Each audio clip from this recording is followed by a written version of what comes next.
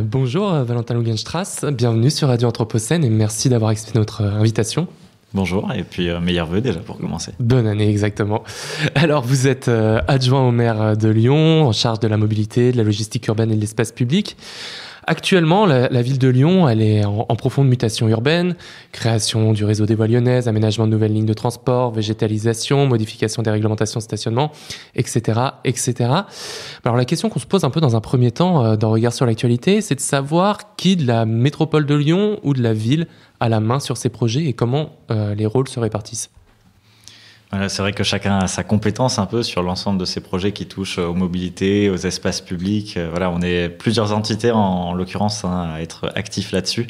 Il y a d'abord le Citral, en fait, qui gère surtout les transports en commun, mais d'autres choses encore, qui est l'autorité organisatrice en matière de mobilité. Il y a la métropole de Lyon qui est en charge surtout sur tout ce qui est espace public. La plupart des espaces publics sont de la compétence de la métropole, donc c'est la métropole qui intervient sur tous ces sujets de voirie. Voilà, quand il y a un trottoir qui est refait, ce sont des budgets métropolitains très concrètement qui font ça. Et puis la ville de Lyon qui est compétente sur ces mêmes sujets. Alors dans les espaces publics, il y a aussi souvent les parcs. Donc là, c'est de la compétence pour le coup municipale.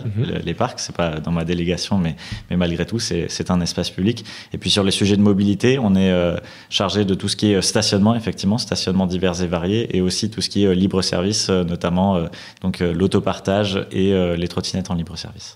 D'accord. Et sur ces questions-là, du coup, comment est-ce que ça se passe, vos relations avec la métropole et avec Fabien Bagnon, qui doit être votre interlocuteur principal ? Oui, avec Fabien Bagnon évidemment, mais aussi Jean-Charles Collas, Béatrice Vessillier, et puis l'ensemble de nos collègues aussi qui sont en charge de la végétalisation urbaine, notamment Pierre Athanas, Gauthier Chapuis. Donc on est vraiment beaucoup autour de la table quand on parle des espaces publics, et encore j'en oublie.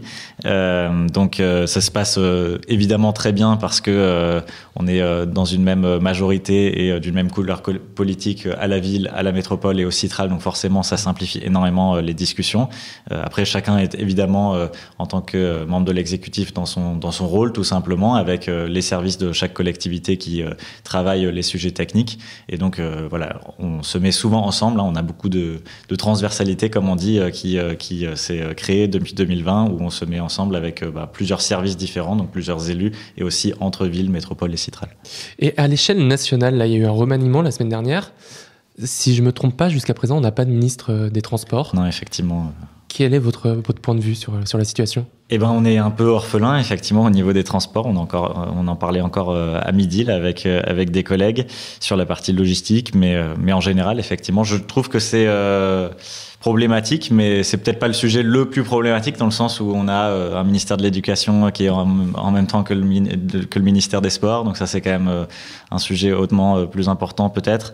On a un sujet du logement qui manque totalement à l'appel, donc voilà, on a quand même un gouvernement qui est bien trop resserré par rapport à l'importance des sujets. Malgré tout, les transports c'est quand même grosso modo un tiers des émissions de gaz à effet de serre, avec des énormes enjeux sociaux, territoriaux aussi, dans le sens où évidemment les transports et les enjeux de transport ne sont pas les mêmes quand on est à Lyon, en centre-ville, dans n'importe quelle grande ville française, ou dans la ruralité, ou dans un milieu périurbain. Et donc ne plus avoir personne là-dessus, c'est compliqué. On parle aussi de train de nuit, de fret ferroviaire, et sur toutes ces personnes-là, pour l'instant, en tout cas, on n'a pas d'interlocuteur, donc c'est un peu compliqué. Plus globalement, ça montre un déni de la question environnementale par ce nouveau gouvernement. Ah bah là, le nouveau gouvernement, c'est sûr que c'est. Je sais pas comment on peut faire. Monsieur Béchu, donc qui est ministre de l'écologie, est passé, je crois, au dernier rang protocolaire. Il a perdu un certain nombre de compétences par ailleurs. Les questions énergétiques qui sont hautement importantes sont passées à Bercy au niveau de Bruno Le Maire. On n'a personne en charge des transports. Au niveau de l'agriculture, on a vu, il n'y a pas de changement. Donc oui, je pense que là, le nouveau gouvernement Attal, en matière environnementale et écologique, on est très perdant. Alors, si on revient à Lyon, ce qui fait la une là, en cette rentrée 2024, c'est évidemment la nouvelle tarification du stationnement. On parle que de ça. Alors, celle-ci, elle va se faire en fonction de la taille, du poids et de la motorisation des véhicules, c'est bien ça ? Quel est l'objectif d'une telle mesure ? Alors l'idée derrière la tarification progressive du stationnement que j'ai annoncée donc au printemps dernier, c'est déjà de de tenir le propos sur, en fait, il n'y a aucun souci si un certain nombre d'entre nous ont besoin d'utiliser un véhicule personnel au quotidien. Ça arrive pour un certain nombre de cas de figure, il n'y a pas de souci sur ça. On engage la transition des mobilités par ailleurs pour créer les alternatives, pour les améliorer, pour que ça serve au plus grand nombre. Mais il n'y a pas de souci en soi de devoir utiliser un véhicule personnel. Par contre, on a un vrai sujet, c'est que il y a des choses qui ne sont pas anodines. Il y a notamment la motorisation. Il faut qu'on décarbone nos transports et donc le sujet de l'électrification. Il faut qu'on remplisse nos voitures. Ça, c'est le sujet du covoiturage qu'on traite par ailleurs. Et puis, il y a un sujet qui est complètement passé à la trappe. Il y a y compris un des directeurs généraux du groupe Stellantis qui l'a dit il y a quelques semaines. C'est on a laissé filer le poids. Et le poids, ce qui est intéressant, et nous, ce qu'on dit à travers cette mesure qu'on va mettre en place, c'est que le poids, c'est pas quelque chose d'anodin, en fait. C'est pas juste un indicateur technique qu'il ne faudrait pas regarder. Le poids, c'est un indicateur très intéressant pour dire les émissions de gaz à effet de serre qui sont émises par le véhicule, les particules fines qui sont émises, les métaux et autres matériaux qui sont utilisés, évidemment, pour fabriquer le véhicule, mais également l'emprise au sol, c'est-à-dire le poids est directement lié aussi au volume utilisé dans l'espace public. Tous ces sujets-là, en fait, méritent d'être traités. Aujourd'hui, ne le sont pas, et donc on se retrouve avec effectivement des véhicules qui approchent les 2 tonnes, qui sont de plus en plus larges et qui sont aussi de plus en plus dangereux, parce que c'est aussi un sujet de sécurité routière.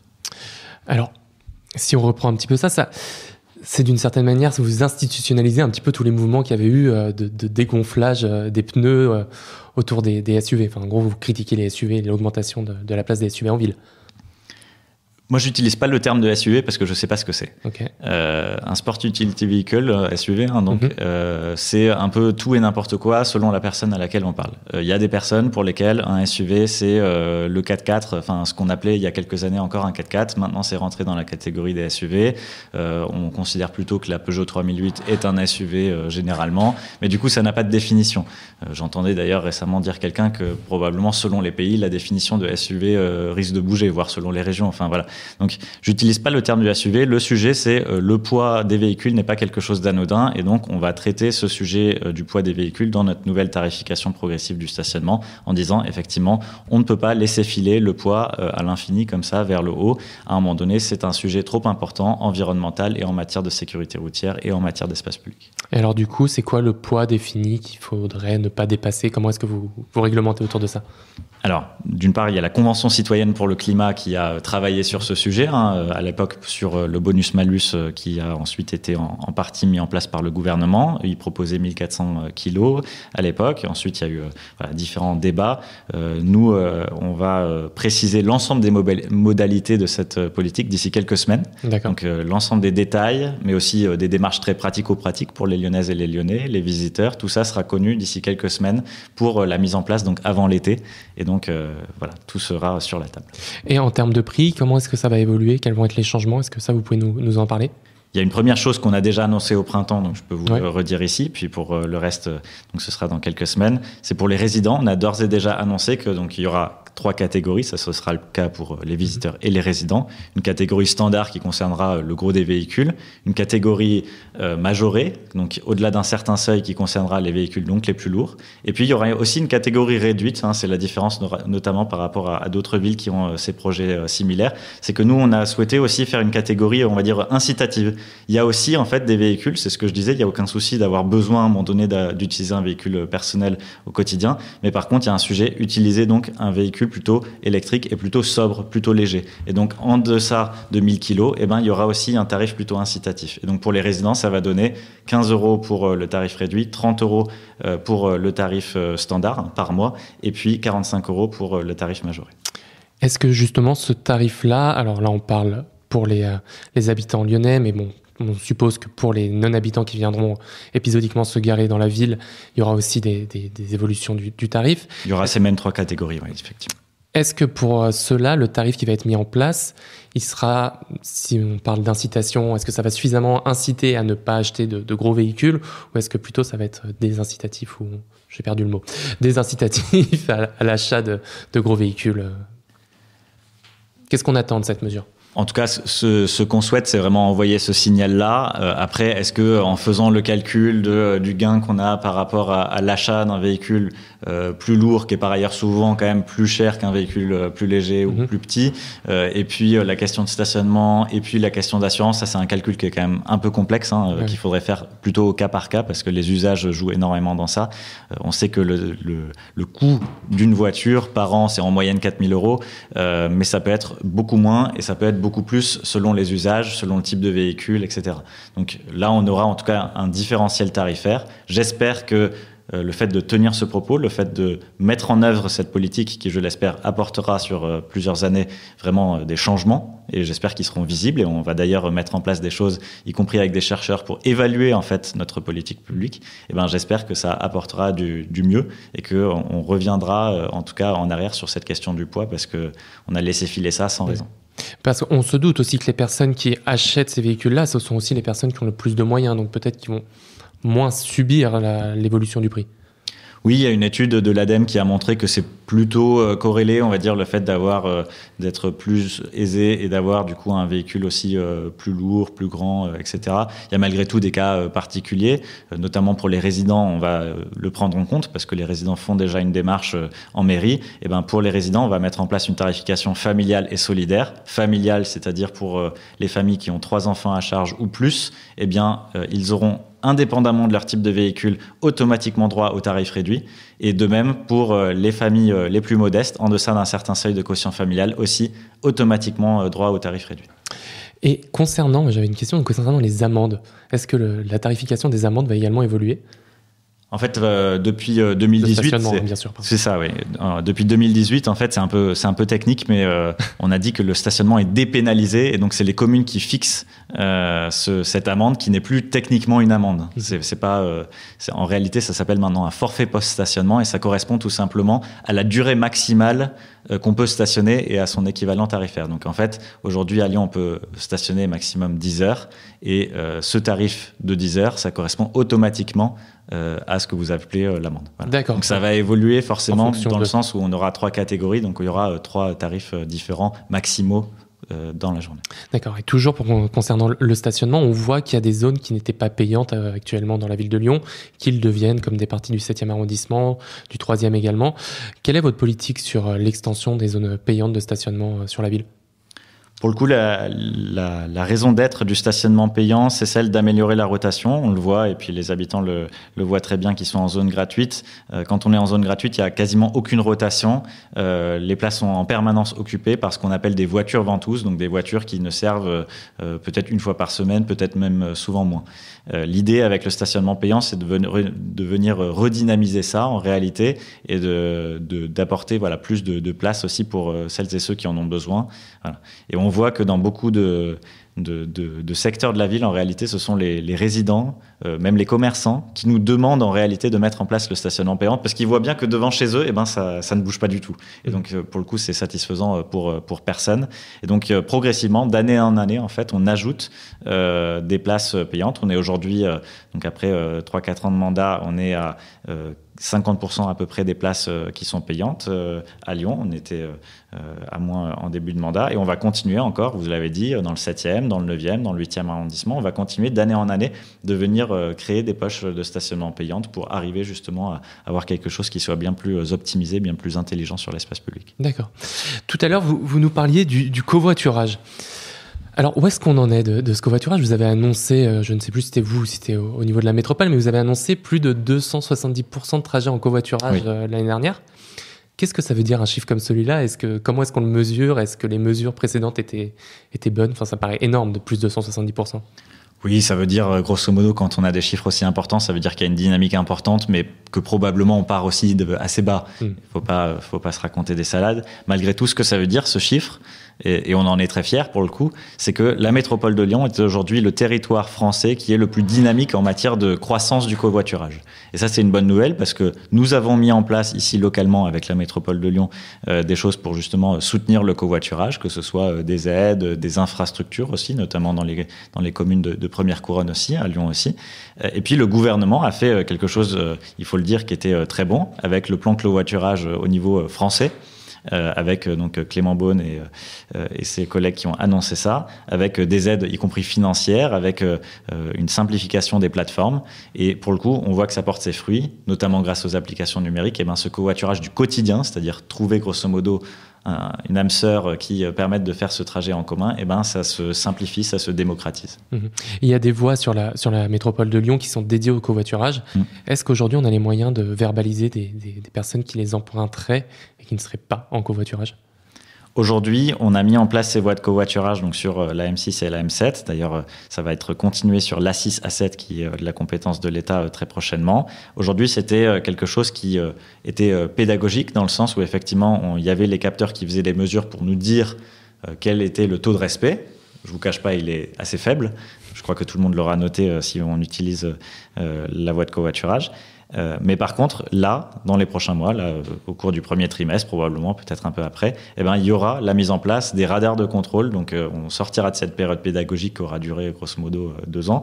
Et pour rentrer justement dans une phase où les voies de covoiturage nécessitent d'être appuyées. Pourquoi ? Parce que c'est ce qu'on a dit avant. Il y a de plus en plus de personnes qui covoiturent. Donc, donnons-leur cet avantage-là sur l'autoroute de pouvoir avoir une voie dédiée. En parlant de mesures dont on n'est pas sûr qu'elles soient énormément respectées, je voudrais maintenant parler un petit peu de la ZFE et de la zone 30. Quels sont les premiers effets après quelques années de mise en place ? Quels sont les premiers effets de ces 2 mesures-là ? Et est-ce qu'elles sont vraiment respectées ? Est-ce qu'on a les moyens de vraiment les faire respecter ? Alors d'abord sur la ville 30 peut-être, on l'a mis en place il n'y a pas si longtemps que ça, on va bientôt avoir le 2e anniversaire. On a des contrôles depuis le premier jour. Qui sont effectués, donc depuis le 30 mars 2022, des contrôles sont effectués tous les jours par notre police municipale. Donc on voit que en tout cas notre engagement avec notre police municipale, l'unité mobile de circulation en l'occurrence, est total. Ce qu'on peut constater, c'est qu'on a globalement une baisse en moyenne de la vitesse sur Lyon. On a aussi, et c'est positif, une baisse de l'accidentologie, et notamment au niveau des blessés graves, qui est un nombre plus important encore, et qui est important, qui baisse, parce qu'on parle de centaines de personnes sur le territoire. Par contre, on peut constater très clairement que sur certains axes, peut-être la nuit notamment, eh bien, il n'y a pas de respect de ces mesures. Ça, c'est quelque chose qui est très clair. On est engagé d'ailleurs à faire ce travail, notamment à cibler les présences de la police municipale sur les spots qui ont le plus besoin, à tel horaire, eh ben, d'avoir un contrôle. Donc on continue, et c'est quelque chose comme, j'ai envie de dire, l'ensemble de la transition des mobilités, où il y a des conflits d'usage sur l'espace public, où il y a des problématiques de respect de telle ou telle règle. Eh ben, c'est quelque chose qui va prendre du temps, hein. Il faut être très transparent là-dessus, mais le nécessaire, c'est d'engager en fait les moyens, des moyens de pédagogie, des moyens de communication, des moyens d'agents sur le terrain, notamment les policiers municipaux, les ASVP qui font ce travail au quotidien. Et la question des radars, est-ce que ça dépend de la ville, de l'État, de la région ? Je ne sais pas du tout. Alors les radars, ça dépend surtout de l'État. Il y a eu assez récemment dans la loi une modification qui permettrait à des collectivités locales aussi de mettre ça en place, mais ça reste encore à déterminer tant techniquement que légalement, on va dire. Malgré tout, aujourd'hui, il y a 2 sujets sur ça, sur les radars. Nous, on avait demandé au niveau de la métropole de Lyon à l'État d'installer une centaine d'emplacements de radars sur le territoire, sur des axes où on voit d'une manière répétée, grâce aux mesures qui sont effectuées par les services, eh bien, des survitesses récurrentes. Voilà. Et donc ce serait des radars tournants, des radars physiques qui dans ces spots, dans cette centaine de spots tourneraient pour verbaliser. Malheureusement, on n'a toujours pas eu de réponse d'ailleurs sur ce sujet, donc voilà, c'est dommage et c'est assez dramatique en réalité parce que c'est un sujet de sécurité routière majeur, c'est ce que j'indiquais. On a plusieurs morts par an, des dizaines voire des centaines de blessés graves et donc on a besoin de radars à un moment donné parce que la police municipale ne peut pas être sur un endroit toute la journée 24/7, c'est pas possible. Ensuite, le deuxième sujet qu'on a, c'est le sujet que vous avez abordé, c'est sur la zone à faible émission. Oui. Donc la lutte contre la pollution de l'air, hein, c'est ça l'essence de la zone à faible émission. Là, effectivement, c'est purement de la compétence de l'État d'homologuer ces dispositifs qui peuvent ensuite être mis en place par les collectivités locales, donc ici la métropole. Pour le coup, on attend.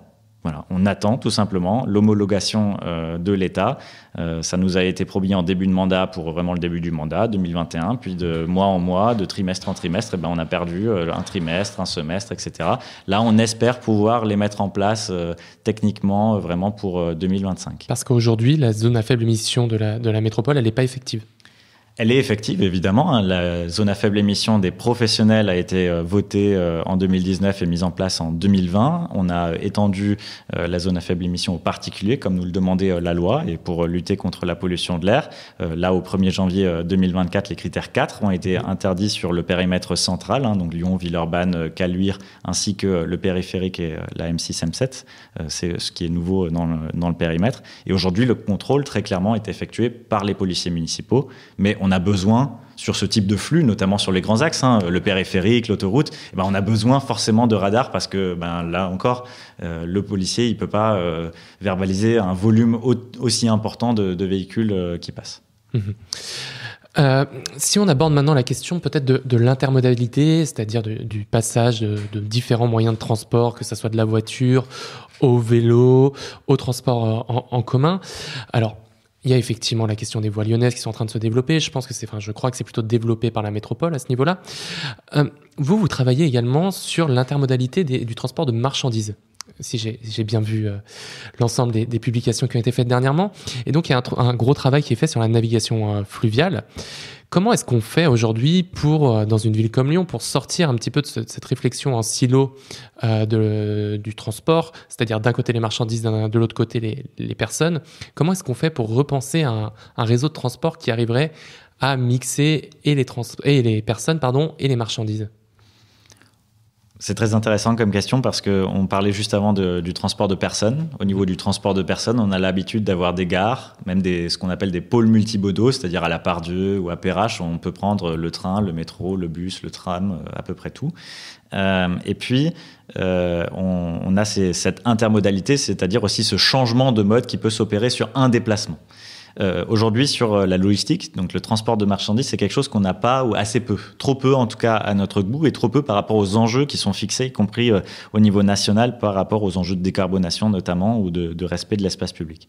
Et donc, notre idée, effectivement, c'est une politique de transport, mais c'est également une politique économique, en fait, d'organisation du territoire, et cette même logique de multimodalité au niveau de la logistique. C'est-à-dire de travailler, évidemment, sur les différents types de poids lourds, des camions, des utilitaires, mais aussi sur le fluvial, aussi sur la cyclo-logistique, aussi sur d'autres formes de logistique. Et donc l'idée, c'est de se dire, comme on a aujourd'hui certains opérateurs qui le font, ils ont une base arrière où sont livrés via des poids lourds des marchandises, qui sont massifiées sur une barge, qui ensuite parcourent pendant près d'une heure le Rhône pour arriver, par exemple, au pont Morand, et ensuite qui sont déchargés sur des palettes qui sont pris par des vélos cargo et qui sont ensuite dans un système de ruches, en fait, tout simplement, qui permettent de livrer les commerces. Voilà, ça, c'est la logique qu'on souhaite déployer.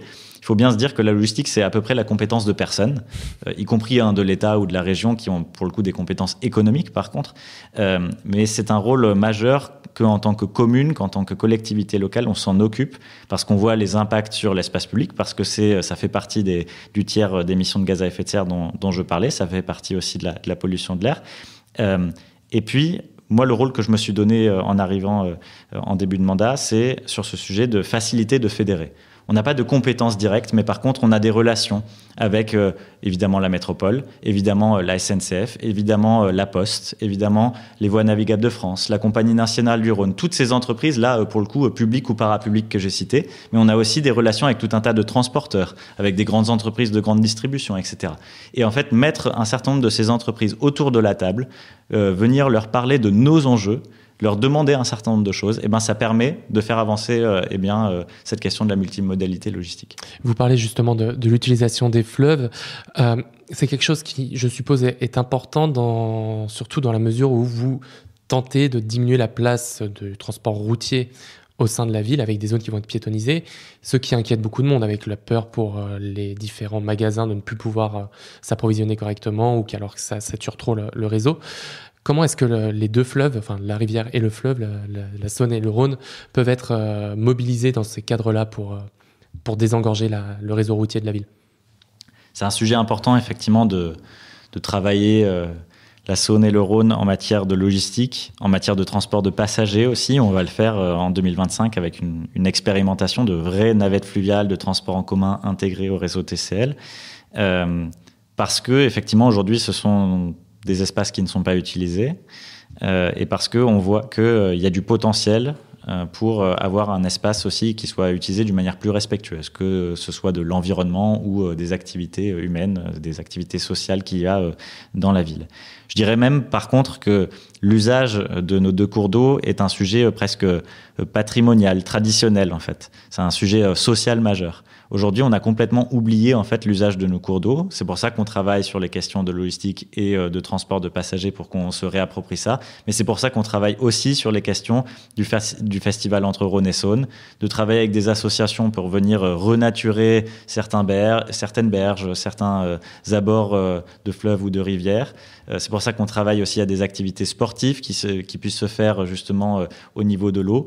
Bref, c'est un ensemble de choses en fait qui nous font dire que l'eau est d'une part une ressource particulièrement importante, mais au-delà de ça, l'eau, la présence de l'eau aussi, l'eau non potable, cette eau-là qu'on a dans nos cours d'eau, eh ben c'est aussi un sujet important en matière de bien vivre en ville, de bien être dans la ville, de bien se sentir dans la ville. C'est un lieu de rencontre, c'est un lieu agréable, c'est un lieu de fraîcheur. Et depuis tout à l'heure, vous nous parlez régulièrement de l'impact carbone du transport, de la logistique, etc. Quels sont les impacts donc, en termes de carbone de l'ensemble des secteurs que vous avez sous votre mandat, c'est-à-dire du transport, de la logistique et de l'aménagement urbain à l'échelle de la ville? Et quels sont les objectifs en termes de diminution d'impact carbone que vous avez pour la fin du mandat sur ces questions-là? Alors pour le coup, comme je le disais, le transport en général, et quand on dit transport au niveau des émissions de gaz à effet de serre, c'est le transport tout confondu, personnes, marchandises, etc. C'est à peu près un tiers, 30%, un tiers, ça dépend comment on compte et à quel échelon territorial. Malgré tout, c'est souvent ce chiffre-là, que ce soit au niveau métropole de Lyon, État français, voilà. L'objectif, c'est de parvenir à inscrire notre trajectoire sur le CO2 au niveau des transports dans une trajectoire qui soit compatible avec une planète qui se réchauffe au maximum d'1,5 degré, grand maximum 2 degrés. C'est les accords de Paris, tout simplement. Et ça veut dire que, effectivement, il faut apporter une baisse assez notable sur ces émissions. Assez notable, on parle de 20%, peut-être même un peu plus, de diminution en un peu plus d'un mandat. Et justement, comment est-ce qu'on s'assure que lors du prochain mandat, j'espère pour vous que vous en ferez encore partie, mais si jamais c'est une autre couleur politique qui vient à s'imposer en 2026, comment est-ce qu'on s'assure de maintenir ces mesures dans la durée? C'est une bonne question, mais je crois que, évidemment, les élections de 2026 diront comment le territoire souhaite évoluer. Malgré tout, il faut quand même se dire qu'il y a un certain nombre de changements qui sont apportés aujourd'hui dans l'espace public, au niveau du système des mobilités, qui ne sont pas quelque chose qui sera réversible. Il faut quand même se dire ça. Enfin, il y a un certain nombre de travaux, de choses qui sont faites, de tramways qui seront construits, de lignes de bus qui seront améliorées, de nouveaux matériels qui seront commandés, qui seront là. Et personne ne remettra ça en cause. Je pense que ça, c'est un élément important. Par ailleurs, on voit bien, et on le voit, pour le coup, moi je suis à peu près tous les soirs en concertation auprès des Lyonnaises et des Lyonnais. Je vois bien qu'il y a des préoccupations majeures très diverses et qui peuvent se diversifier d'ailleurs ces derniers temps, mais malgré tout sur les questions de cadre de vie, de bien vivre en ville, parce que beaucoup se posent la question de la pollution de l'air, comment ça impacte mes enfants, comment ça m'impacte moi-même, comment est-ce que je me déplace en ville, comment est-ce que ça a un impact aussi positif ou négatif sur ma santé, etc. Et ces questions au final du prendre soin de santé globale en réalité, elles sont très importantes, elles resteront au centre.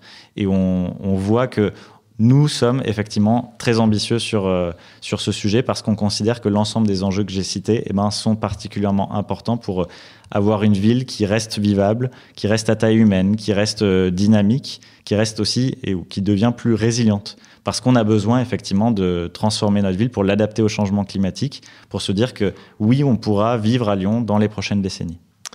Et justement, on voit que l'ensemble de ces politiques-là, ça peut avoir tendance, alors on ne sait pas si c'est uniquement dans les médias ou si ça fait aussi partie de la population, mais à heurter une partie des Lyonnais. Est-ce que justement, vous n'avez pas peur de créer trop d'opposition autour de ça en vue des prochaines élections? Oui, mais la transition des mobilités, c'est un sujet qui est très intéressant, qui peut être clivant, qui en tout cas fait beaucoup réagir. Je dois dire qu'à titre personnel, je trouve ça très intéressant. Comme je l'ai dit, à peu près tous les soirs, je suis dans ces discussions-là. La question du partage de l'espace public fait beaucoup réagir parce que c'est quelque chose qui est purement subjectif. Il n'y a pas de bonne réponse à cette question entre deux façades. Qu'est-ce qu'on met entre ces deux façades ? Combien de trottoirs ? Combien de tramways ? Il n'y a pas de bonne réponse. J'ai envie de dire, c'est presque l'essence du débat politique d'avoir ces échanges-là.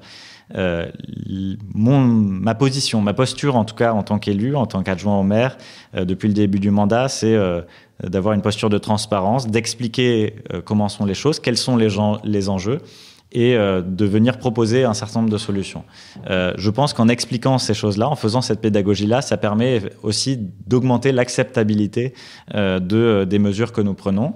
Les résultats, la végétalisation notamment, l'intégration du cycle de l'eau, une mobilité qui soit plus respectueuse de l'environnement et plus agréable aussi à titre personnel, je pense que c'est quelque chose qui effectivement permettra d'augmenter l'acceptabilité de ce changement. Après, évidemment que ce changement fait peur, vous l'avez dit. Parfois, ce changement crée des crispations. On voit aussi que la transition des mobilités peut temporairement créer des conflits d'usage entre les différents modes de déplacement. C'est quelque chose que nous, on souhaite accompagner, qu'on accompagne déjà. L'Agence des mobilités qui accompagne chacun dans sa manière de se déplacer. Je le disais tout à l'heure, notre police de proximité qui est là pour faire la pédagogie au quotidien sur le terrain, pour rappeler les règles, pour expliquer comment se situer. Après, je ne dis pas que c'est pas quelque chose qui prendra pas de temps. Clairement, c'est quelque chose qui prendra du temps, mais en tout cas, on est engagé dans ça. Et pour le coup, les retours que j'en ai de plusieurs acteurs, y compris notre police de proximité, y compris des habitants, je pense qu'on va plutôt dans la bonne direction, y compris sur ce sujet des conflits d'usage, sachant qu'en plus, sur les indicateurs plus globaux de circulation automobile, d'usage des transports, du vélo, pour le coup, les indicateurs sont tous au vert. Eh bien, Valentin Lugenstrass, merci beaucoup d'être venu sur Radio Anthropocène pour cet entretien. À bientôt. Merci beaucoup. Bonne soirée. Bonne soirée.